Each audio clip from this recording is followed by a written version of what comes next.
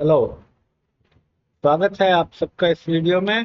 कागज और कलम लेकर तैयार हो जाइए। हम लोग 10 और सवाल बनाएंगे, सवाल 21 से 30 तक। और मैं वो कहूंगा जो मैं हमेशा कहता हूँ कि जब मैं सवाल पढ़ रहा हूँ तो वीडियो को पॉज कर दीजिए, सवाल खुद से बनाने की कोशिश कीजिए। अगर नहीं बनता है तभी सॉल्यूशन देखिए। और किसी भी सवाल पे 15 मिनट से ज्यादा समय आपको नहीं देना है। 15 मिनट में नहीं बनता है तो या तो आगे बढ़ जाइए छोड़ के बाद में बनाइए, या फिर सॉल्यूशन देख लीजिए। तो बिना किसी देरी के शुरू करते हैं। तो हमें पहला सवाल जो है 21 नंबर, वो कहता है कि एक अनुक्रम दिया हुआ है 2000, 1995, 1990 ऐसे। और हमें इसका पहला ऋण पद निकालना है। तो पहला पद 2000 है और कॉमन डिफरेंस 5 है, -5 है। जैसा आप देख सकते हैं 1995 घटाओ 2000, 1990 घटाओ 1995, तो -5 है। तो ऋण पद के लिए क्या शर्त होगी कि मान लेते हैं nth पद जो है वो ऋण पद है। तो a plus n minus one गुना डी छोटा होगा 0 से। 2000 घटा एन माइनस वन गुना 5 छोटा होगा 0 से। यानी कि n का मान 401 से बड़ा होगा। इसको इधर ले जाएंगे, इस पूरे को दाएं तरफ ले जाएंगे, 5 से भागा देंगे, 400 आएगा और एक इधर आके जुट जाएगा। 401 से बड़ा होने का मतलब है n का मान 402 होगा, और 402 का जब मान निकालते हैं तो -5 आता है। सवाल नंबर 22 कहता है कि दो समांतर श्रेणी दी हुई है, 2 4 6 8 100 पद तक, और 3 6 9 12 80 पद तक। तो कितने पद सेम होंगे, कितने पद एक जैसे होंगे, ये तो बताना है। तो आप देखिए इसमें कि पहला पद तो 2 और 3 है, लेकिन कॉमन डिफरेंस जो है वो वो भी 2 और 3 है एक्चुअली। तो पहला पद और कॉमन डिफरेंस दोनों 2 3 है दोनों के। तो जब इस तरह का सवाल हो तो एलसीएम आप ले लीजिए, एलसी कॉमन डिफरेंस का। आप देखिए कि 6 यहाँ पे दोनों में कॉमन है, इसी तरह 12 कॉमन होगा, 8 10 12 और 9 के बाद 12। तो 6 6 के अंतराल पे ये बराबर होंगे। अब पहला पद जो है 100 पद, पहला समांतर श्रेणी 100 पद दिया है, 100 पद तक है, तो आखिरी टर्म जो होगा 200। और दूसरा 80 तक दिया है तो 240 होगा। ठीक है। तो जो कॉमन टर्म होगा जो दोनों में मिलेगा वो 200 से छोटा होगा। ठीक है। तो पहला पद हमारा 6 है, दोनों में कॉमन टर्म, कॉमन समांतर श्रेणी जो बनेगी उसमें पहला पद 6, अंतराल जो है कॉमन डिफरेंस का वो 6, और आखिरी पद 200 से छोटा। तो हम लगाते हैं एनएच पद का formula, a plus n minus one गुना डी। इसको हल करते हैं तो n का मान 33 आता है। ठीक है। इसीलिए दोनों में जो कॉमन टर्म्स होंगे उनकी संख्या 33 हो गई। सवाल नंबर 23 कहता है कि हमें उन सारे अ, धन इंटीजर्स का, पूर्णांकों का मान निकालना है 3 डिजिट के, जो 5 से डिविजिबल हो। तो जैसे 100 5 से डिविजिबल है, 105 है, 110 है, ये सब डिविजिबल है। ठीक है। पहला पद 100 होगा और आखिरी पद 995 होगा, और कॉमन डिफरेंस 5 होगा। तो T1 100, Tn 995 और D 5। तो n का मान निकालना है, Tn के फॉर्मूला में रखेंगे और n का मान 180 आ जाएगा। 24वां कहता है कि एक समांतर श्रेणी दिया 4 9 14, और पूछ रहा है कि क्या 105 इसका एक पद होगा या नहीं। तो 25 नंबर जो है 21 के जैसा है। 21 आप देखिए, तो इसमें क्या करना है कि 105 बराबर 4 जोड़ n-1 गुना 5। यहाँ पे पहला पद 4 है और कॉमन डिफरेंस 5 है, तो 105 बराबर 4 जोड़ n-1 गुना 5। अब 4 घटेगा इसमें से तो 101 होगा, लेकिन 101 में तो 5 से पूरा पूरा भाग लगेगा नहीं, तो n का मान जो है पूर्णांक में नहीं आएगा, इसीलिए एक पद नहीं है। अब इसमें कह रहा है 25 में कि पहला ऋण पद निकालना है 999, 995, 991 का। तो पहला टर्म 999 है और कॉमन डिफरेंस -4 है, और हमको लेस देन 0 करना है, तो 999 घटाओ n-1 गुना 4 जो है वो 0 से छोटा होगा, यानी n-1 का मान 999 बटा 4 से बड़ा होगा n-1 का मान। अब 999 बटा 4 का जो आता है पूर्णांक वो होता है 200, 4 से आएगा 124 आएगा। 124 में फिर n-1 का एक जुटेगा तो 125 आ जाएगा। तो 125वां पद जो है, नहीं 125, हाँ 125वां पद जो है वो 125 नहीं आना चाहिए, 250 आना चाहिए। तो 999 में 4 से अगर भाग देते हैं तो 249 आएगा पूर्णांक जो है। ठीक है, क्वेश्चन 249 आएगा, 249 में एक जुटेगा तो 250 आ जाएगा।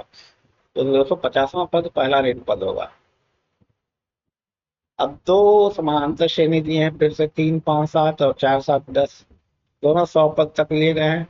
तो कितने पद दोनों के बराबर हैं? तो ये सवाल बिल्कुल 22 नंबर के जैसा है। ठीक है, अब देखिए दोनों का पहला कॉमन पद क्या है, 7 है। इसमें कॉमन डिफरेंस क्या है, 2 है। इसमें क्या है, 3 है। ठीक है, 100 पद तक चले गए हैं। तो ये छोटा है तो देखते हैं कितने तक जाएगा। तो 100 पद है तो टीएन का मान क्या होगा, 3 + 99 गुना 2, तो 201 तक जाएगा ये भी 201 तक जाएगा, ये उसके आगे भी जाएगा लेकिन 201 तक ही हमें कॉमन टर्म मिलेगा। आप इसको देखते हैं। ठीक है, 201 तक। तो आप देखिए 22 नंबर कैसे बना था। जो पहला पद है 7 ले लिया, और दोनों का कॉमन डिफरेंस निकालना है तो कैसे निकालेंगे, 7 के बाद ये 9, 11, 13, 17 हो जाएगा, और ये 10 के बाद 13 होगा। तो 13 अगला कॉमन टर्म होगा। तो 7, 13, 19 ऐसे चलेगा।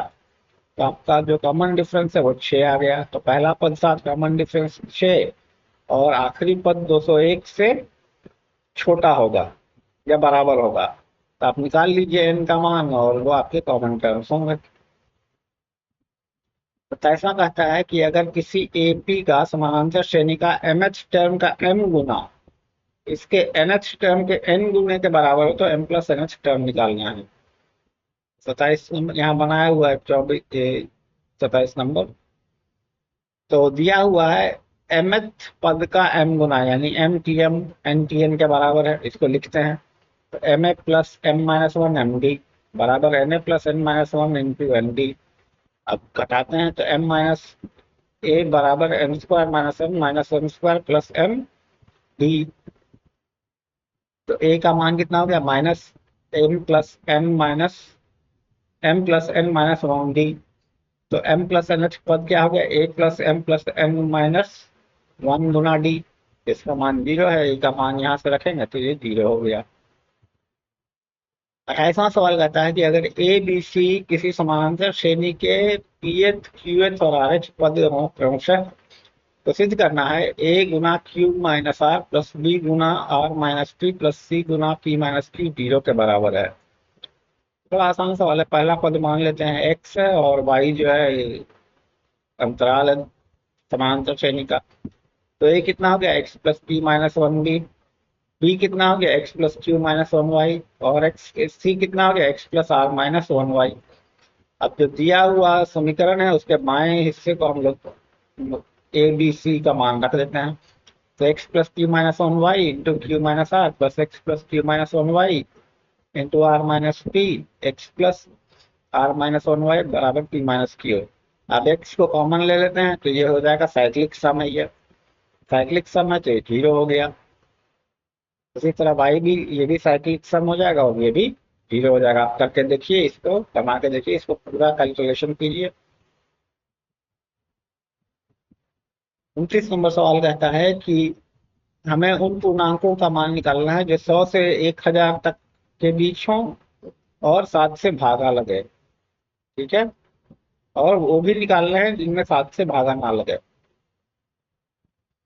तो पहला नंबर जो 7 से भागा लगेगा वो है 105, और आखिरी नंबर जो है वो 994।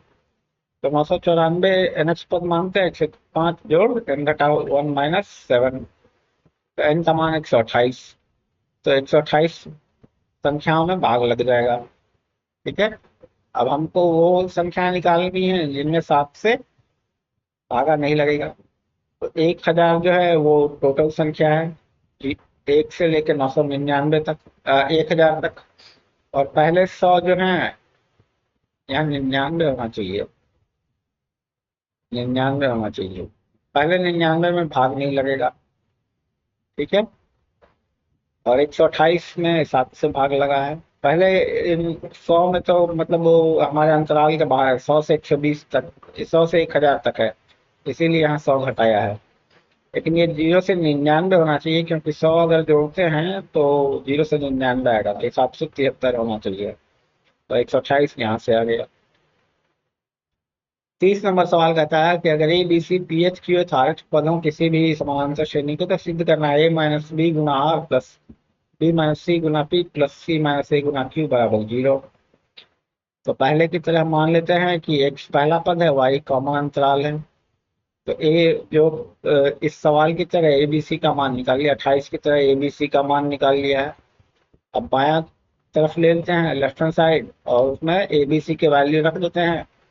तो हमारा आ जाता है 0 बराबर 0। आप इसे कैलकुलेशन करके देखिए, और कोई दिक्कत हो तो बताइए। तो अगर आपको इस सवाल 29 नंबर में कोई डाउट हो तो मुझसे पूछिए। और इस सवाल ये 25-26 जो मैंने मौखिक तरीके से बताए हैं, इनमें अगर कोई डाउट हो तो आप मुझसे कमेंट बॉक्स में पूछिए। तो इसी के साथ हम इस वीडियो के अंत तक आते हैं, और मैं आप लोगों को दिखाता हूँ किताब कैसे डाउनलोड करें। ये पीडीएफ लिंक डिस्क्रिप्शन में है, आप मेरे वेबसाइट www.ashtaopen.org पे जाइए और ये दूसरे लिंक को क्लिक कीजिए। 23 तारीख को अपडेट किया मैंने, जिस डेट को पीडीएफ अपडेट होती है वो डेट यहाँ रहता है। ये पहले साल लिखा है, फिर महीना, और फिर आखिर में दिन। तो लिंक जब डाउनलोड करेंगे तो डेट नहीं रहेगी, जो आपका लिंक डिस्क्रिप्शन में है वहाँ पे डेट नहीं मिलेगी आपको। लेकिन आप वेबसाइट पे आएंगे तो आपको पता चल जाएगी कि नया वर्जन आया है कि नहीं, उसको डाउनलोड करना है या नहीं। ठीक है, तो ज़्यादा बढ़िया है आप वेबसाइट पे आके यहाँ से डाउनलोड कीजिए। त्रिकोणमिति की किताब भी है, और कोऑर्डिनेट ज्योमेट्री की भी किताब कुछ दिनों में आ जाएगी। ठीक है, मैं काम कर रहा हूँ कोऑर्डिनेट ज्योमेट्री पे, आ जाएगी कुछ दिन में कोऑर्डिनेट ज्योमेट्री की किताब। शायद 20-25 दिन लगेंगे, उसमें स्ट्रेट लाइन और सर्कल रहेंगे। तो वीडियो देखने के लिए आपका बहुत बहुत धन्यवाद। अब मिलते हैं कल अगले वीडियो में 10 और सवाल के साथ। तब तक के लिए मेहनत करते रहिए।